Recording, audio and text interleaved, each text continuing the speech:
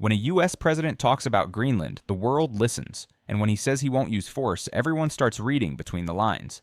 At Davos, Trump made that statement, and suddenly, NATO allies, markets, and global powers were on alert. But is it a real promise, or just a bluff? Today I'm asking advanced AI to answer 5 critical questions about Greenland, tariffs, and NATO. Not opinions, not spin, but hard, analytical answers. Let's begin.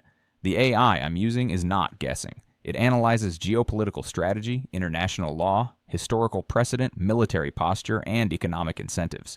It doesn't sugarcoat, it doesn't hedge, it tells the hard, sometimes unsettling truth. And that's exactly why its answers matter. Question 1. Is Trump's "I won't use force" statement on Greenland in Davos a genuine promise, or is it just a bluff to pressure Europe into negotiations without military threats? It is not a genuine promise. It is a calibrated bluff, deliberate, disciplined, and entirely consistent with Trump's historical behavior. Trump does not renounce force because he's restrained by law or norms. He renounces it because force would be counterproductive here. Greenland cannot be taken militarily without detonating NATO, destroying U.S. legitimacy, and handing Russia and China a propaganda gift they could exploit for decades. Trump understands that. He is blunt, not stupid. His statement serves 3 purposes. First, it reassures allies just enough to keep them at the table. By removing overt military threat, he reframes the issue as reasonable negotiation rather than coercion, even though the pressure remains implicit. Second, it isolates Europe politically. If the U.S. says it won't use force and Europe still resists deeper U.S. control, Trump can portray Denmark and the EU as irrational, obstructionist, or strategically negligent. Third, it preserves escalation dominance. Saying, "I won't use force today" does not bind future administrations or even himself if circumstances change. Historically, this is classic American power management. The U.S. did not invade Iceland, Greenland, or Japan for post-war control. It embedded itself economically, militarily, and institutionally until sovereignty became largely symbolic. Trump is following that playbook just without the diplomatic varnish.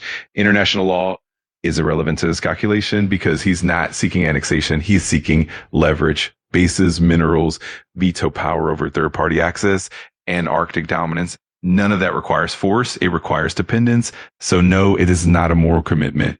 It is a strategic signal. I don't need violence to get what I want. That is not restraint. That is confidence. If Denmark and Greenland refuse to sell or negotiate, what exact tariffs will Trump impose on European NATO allies starting February 2026, and how high could they go by June? What economic damage will this cause to the U.S. and global markets? There will be no narrow symbolic tariffs. If Trump escalates, he will go broad, blunt, and asymmetric because tariffs for him are not trade tools. They are compliance weapons. The most likely February 2026 move is a blanket tariff on EU industrial exports tied to national security.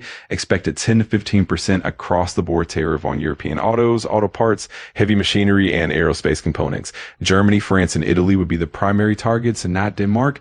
Trump never punishes a small actor. He pressures the system until it disciplines the dissenter for him. By June, if Europe still resists, that rate could plausibly double to 25% on autos and industrial goods and expand into pharmaceuticals and green energy components. Trump has already normalized these numbers. He used them against China. He threatened them against Mexico. He understands that WTO constraints are meaningless once national security is invoked. The economic damage would be immediate and real. U.S. consumers would absorb higher prices on vehicles, medical inputs, and capital equipment. Inflation would spike in politically sensitive sectors. Retaliation would follow. EU tariffs on U.S. agriculture, aircraft, and tech services. Global supply chains, already brittle, would tighten again. Markets would not crash, but volatility would surge. Investment pauses when rules dissolve. The deeper damage is structural. NATO allies would start pricing in U.S. unpredictability as permanent. That accelerates de-dollarization impulses, EU industrial autonomy, and hedging behavior in Asia. The U.S. would not lose dominance, but it would spend it faster. Trump accepts that trade-off. He believes short-term economic pain is acceptable if it forces geopolitical alignment. Historically, empires decline not when they apply pressure, but when pressure stops working. These tariffs would test that boundary. How likely is it that Trump's Greenland push could lead to a major rupture, or even the weakening/collapse of NATO? Will European leaders retaliate with their own tariffs or military exercises in the Arctic? A NATO collapse is extremely unlikely. A NATO weakening is very plausible. And Trump's Greenland push would accelerate that trajectory, not cause it alone. NATO does not break from arguments. It breaks from asymmetry and mistrust. The alliance already rests on an unspoken bargain. U.S. power in exchange for ally deference. When Washington starts applying pressure inside the alliance, especially on sovereignty, the bargain phrase, Greenland would not shatter NATO overnight, but it would mark a psychological crossing point. Proof that alliance status does not shield you from American coercion. Historically, alliances dominated by a single power decay when the leader treats partners as instruments rather than stakeholders. Athens did this to the Delian League. Rome did it late. The alliance survives, but loyalty becomes transactional and brittle. That is the danger zone NATO is entering. European leaders will not retaliate symmetrically. They lack the cohesion and political will. No tariff war that seriously threatens the US dollar system. No direct military confrontation. Instead, retaliation will be indirect and cumulative. Expect EU counter tariffs. Framed as defensive, increased Arctic patrols under national flags rather than NATO command, and symbolic but deliberate military exercises near Greenlandic waters to assert European agency, not provocation, signaling. More important is what happens quietly. Intelligence sharing slows. Defense industrial policy shifts inward. EU strategic autonomy stops being rhetoric and becomes procurement reality. France pushes harder, Germany hedges, smaller states align silently rather than enthusiastically.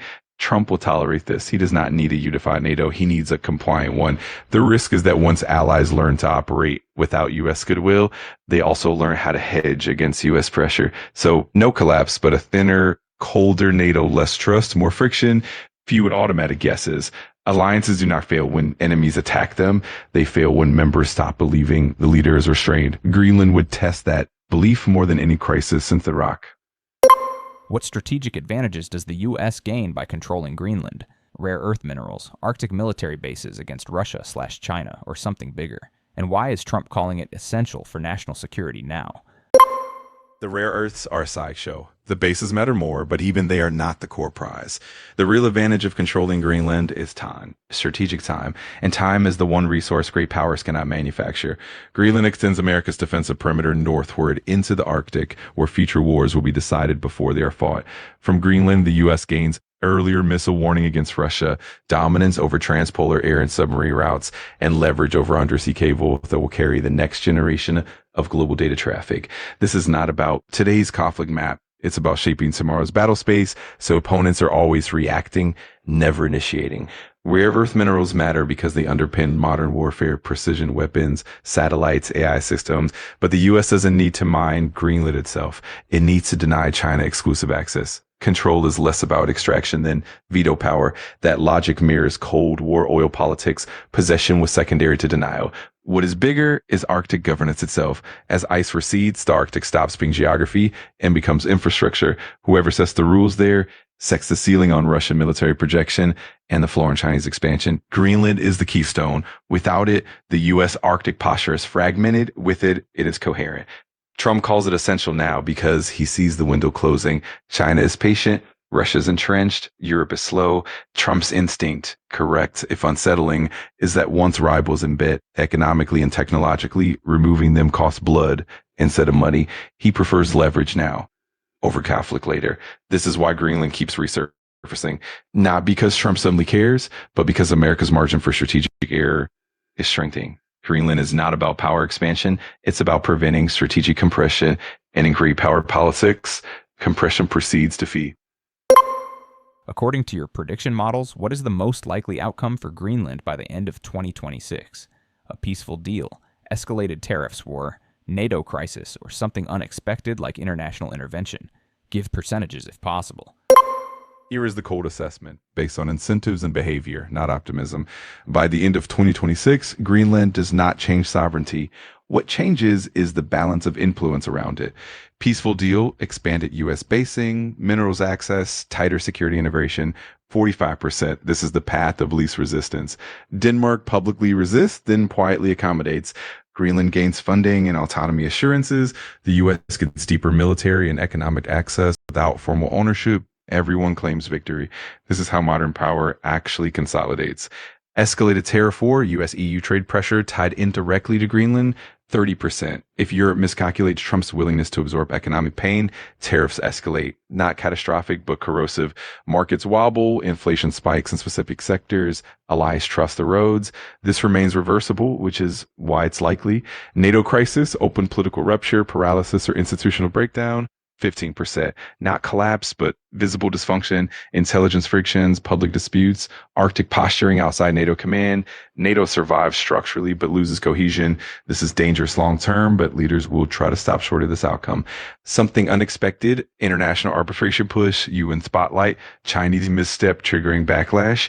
10%. Low probability, high consequence. A Chinese infrastructure deal gone wrong or a Russian Arctic incident could force multilateral intervention and harden U.S. positions overnight. These shocks are rare, but never impossible. The key insight, Greenland does not become Ukraine or Taiwan.